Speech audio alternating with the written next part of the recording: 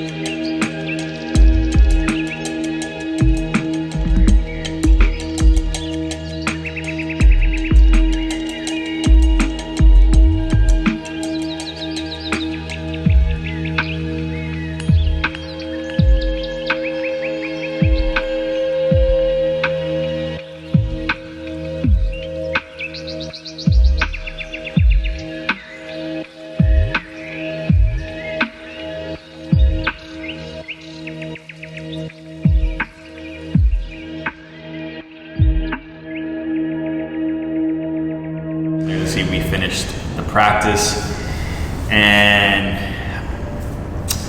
I remember it being a lot harder 5 years ago.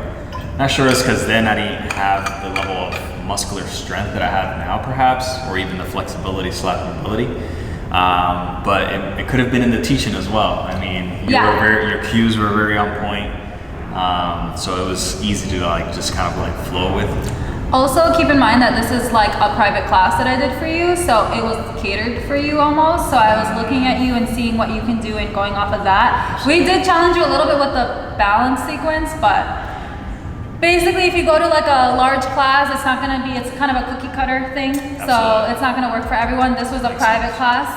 There's definitely ways to make it like a harder flow. Like if I were to have, there's some stuff we could do that would challenge you.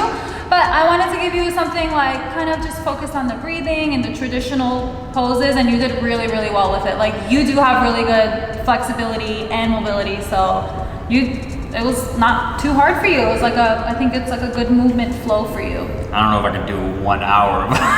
Like you just did it. You just no, did what I'm an saying, hour. do you do this every day?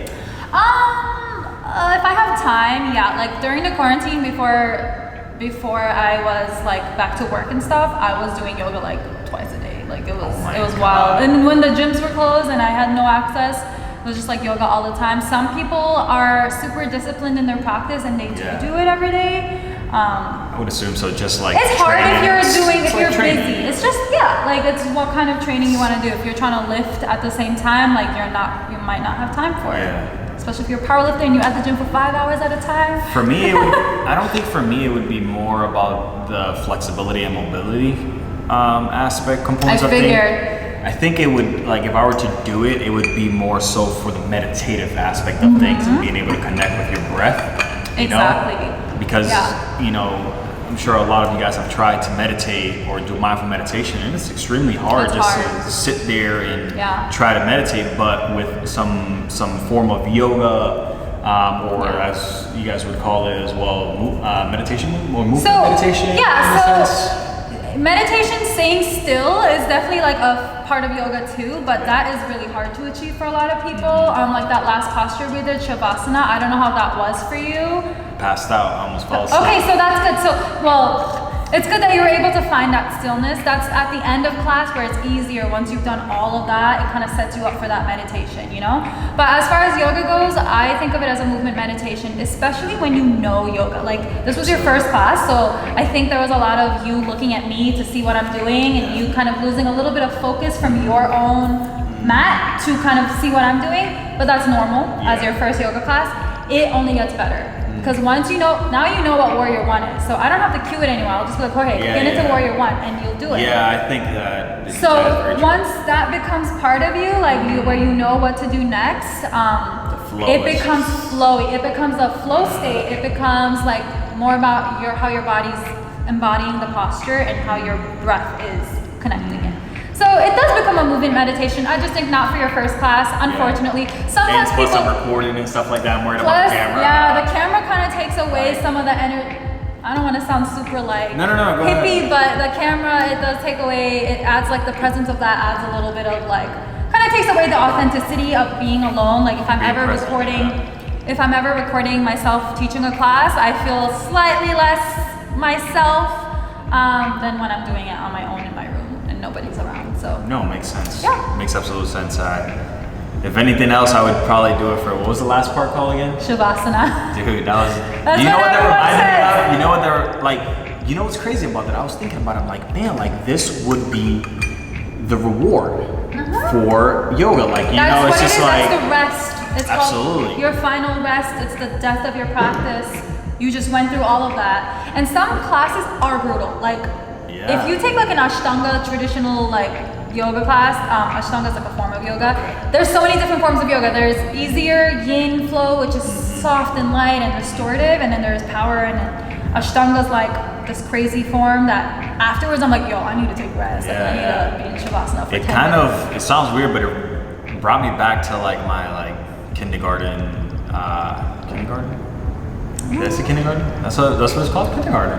Okay. Times. Well, let me just bring it back. Oh, like nap time? Yes, that's it. Like after play and all that stuff, like you get your nap time, and I used to love that as a kid. Yeah. And like that's kind of like the memory it brought back to me almost. That's cool. So that was pretty cool. That's what it is. It's that rest after all that playing. Absolutely. All that working with your body. I honestly, I think I might start incorporating it a little bit more. But I want to give you guys Seher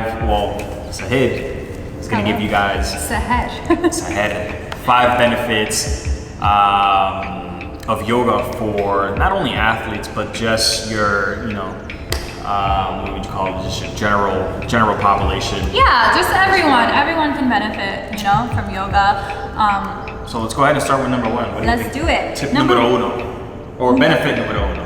Numero uno. Okay, so I wrote down here parasympathetic nervous system activation. So that is kind of your relaxing nervous system. I think a lot of times in daily life, we're in sympathetic mode. We're just like fight or flight. We're constantly stressed by little things.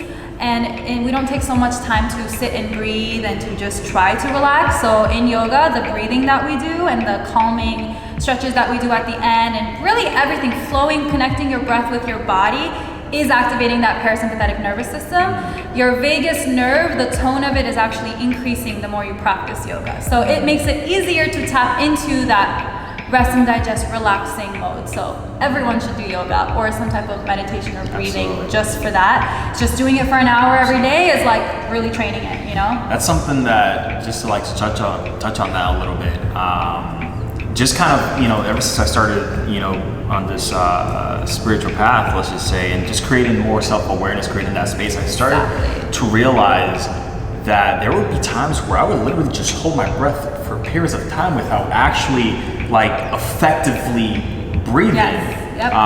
And now I make sure that even throughout my day, when I catch myself like just holding my breath because I'm stressed out about something, or something just catches me off guard, that I incorporate what you're talking about there. So yeah, and we breathe a lot more shallow than we think. So not only are we holding our breath, like if I were to like scare you, you'd look like we're constantly holding our breath. We're breathing very shallow, or sometimes we're breathing fast. Like it's just not quality depth with the breathing. Your breathing was really good throughout the class, but typically in a yoga class, the instructor will constantly cue the breath. Yeah, nice job. So it just reminds you to just come back to it, because we don't do that every day. Who thinks about breathing? Yeah, honestly, it's second nature to us. Yeah, exactly. All right, let's go ahead and move over to benefit numero 2. I'm gonna say mind to body connection. So I know it sounds similar, but to what you were saying, it's more of learning how to connect your breath with your movement. It's kind of almost realizing that your mind and your body are one. So it's that unity, and that's what yoga means. It means unity, and it helps build discipline. It helps you move better with outside of yoga as well. So if you're an athlete and you're training, having that connection with your breath and your body, or having that discipline to come and arrive at a yoga class and to stay through, that discipline is gonna keep showing up in other areas of your life. So yeah, the practice of yoga, it's practicing discipline. Just like anything else that we do. I can see that. I can see strengthening the mind. Absolutely, that mind and muscle connection, that allowing yourself to be as presently as possible. Exactly. And the goal is not to be distracted. So the goal is to listen to the cues and just flow. Go with the motions. So especially as a teacher, like I'm not allowed to be distracted if I'm teaching yoga, or else I'm gonna forget what side we just did. Yeah. So it's, for me to teach it, it's definitely mind to muscle and mind to body. I'm thinking about it, and then as a student too, once you get the hang of it, once you get through that flow state. I love being called that. Like I'm a student too. We're all students. No, we're all students, but I feel like I'm always, majority of the time, I'm always on the other side, being that I'm a coach. A coach, yeah. So I have to like actively put myself in this student state of mind, when I'm doing research, or even with my clients, I consider it a symbiotic relationship, right? Because I'm also learning from them. But yeah, let's go ahead and move on to benefit numero 3. Okay, so most obvious, actually, let's go with imbalances. So you kind of get to address muscular imbalances, because we do everything on both sides. There's a lot of unilateral movements. So I think a lot of times in life, unless you're one of those athletes who cares about unilateral training and you're putting that into your routine, a lot of people don't. So we're doing deadlift, squats, bench, we're doing all of the stuff, but we're not doing unilateral training. But yoga teaches us that we have to do both sides, and that when we do something on one side, it feels a little funky on one side compared to the other. So it helps kind of bring some sort of balance overall to everything. So I think it teaches that awareness. I like so that. You'll know one side is lacking. You know what's funny about that is, just to kind of further touch on it, I would say it goes beyond actually, like, let's just say, the training aspect of things, that, we usually favor that one side. It's with just daily movement. When I was working at Porsche, right, when I was detailing there, I would repetitively only use one side, one motion, or even when we get out the car, right, we only get in with the same exact way. So over the course of time, I started being more aware of that. I'm like, man, like, why does my right knee always hurt? And this is because I was just literally throwing myself into my car with, my right leg. So over the course of time, I was like, man, like, let me make sure I, sit down and then bring my legs in, and it might look fucking weird, but it's just like, how many times can you continue to do the same repetitive movement before you get hurt? Yeah, and before it starts to build up over time, and you're just like, dang, this one side is totally lacking. And yoga kind of helps you be aware that, like, even today you kept saying, oh, my left side's tight, or like your left foot is more active than your right foot. And so it's stuff that we're noticing, and it helps bring balance to that. So for sure, creates awareness. Heck yes. So número 4, benefit número 4. Let's go. So most obvious one, flexibility. I think when people think of yoga, they immediately think of flexibility. I want to say mobility because we do a lot of active dynamic stretching. We do a lot of dynamic stretching, and we do a lot of active holding a posture, so whole hip is working, everything's stabilizing, we're recruiting everything. It's not like a maximal lift, so it's not like, oh, maximal muscle motor unit contraction, but it is still kind of addressing mobility, but then again, flexibility towards the end. Once we do all of that, you're able to get into postures a lot deeper. Yeah, a lot more efficiently, a lot deeper. You might, if you don't do a whole yoga routine first and you try to do some of the deep stretches, they might not be as deep or as fluid, I guess. But that also does depend on the instructor. So I would say some yoga teachers don't do as solid of a warm-up or don't structure their class the way that I did, but I feel like from the way that I structure it, you get the full range of flexibility, like you get like really deep in there. So cool. So flexibility and mobility, yep. And then last but not least, I'm gonna say spinal movements. The reason why I say that is because I think that's something that most people are lacking in their training routine. If you are great and you are mindful, you might be doing spinal exercises and spinal movements, but a lot of times we're not doing our cat-cows, we're not doing our rotations, we're not doing our side body stretches, our lateral flexion, we're not doing a lot of that, but in yoga, you are doing that almost every class. Again, depends on the instructor, depends on the flow, but for the most part, that spine is really moving. And everything, again, we're creating stability, we're creating balance through the spine. So, spinal movements. So those are the 5 benefits. Now, I want to touch on a little bit of,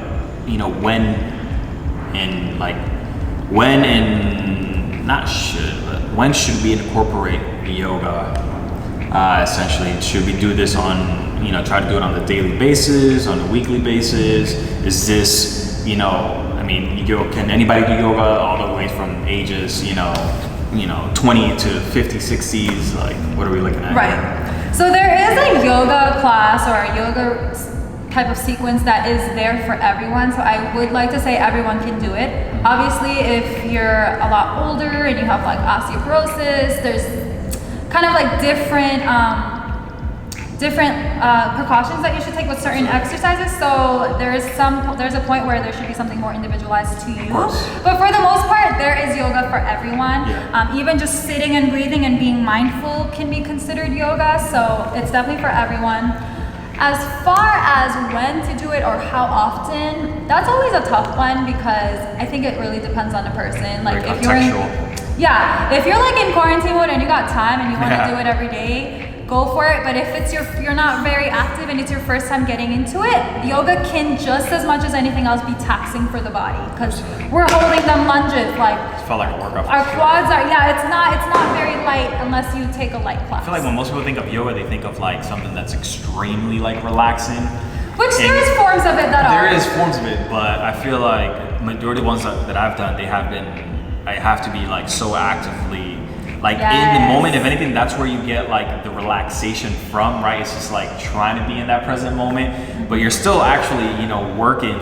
Everything's really active. Like if we're holding, exactly, like if we're holding Warrior One, we're super active in it. We're not like limp, like we're not just like, we're like, fingers are active, arms are active, shoulders are squeezing. So it's very active. So it's definitely a workout, but there's forms of yoga. That's why it's such a tough question to answer, because it's very contextual. Yeah. Like if you look up yin yoga, that's like you're chilling on the mat, you're holding one stretch for a long time. So it depends. I think find space for it in your routine. I think most people who are beginners should probably start with like once a week. Okay. Maybe if you're a lifter such as yourself, you can do it on your active recovery days. Like that would be a really good active recovery.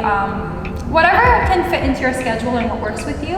If you're gonna do it on training days, I'm not sure if you should do it before or after, because if you do it immediately before, it might affect your training.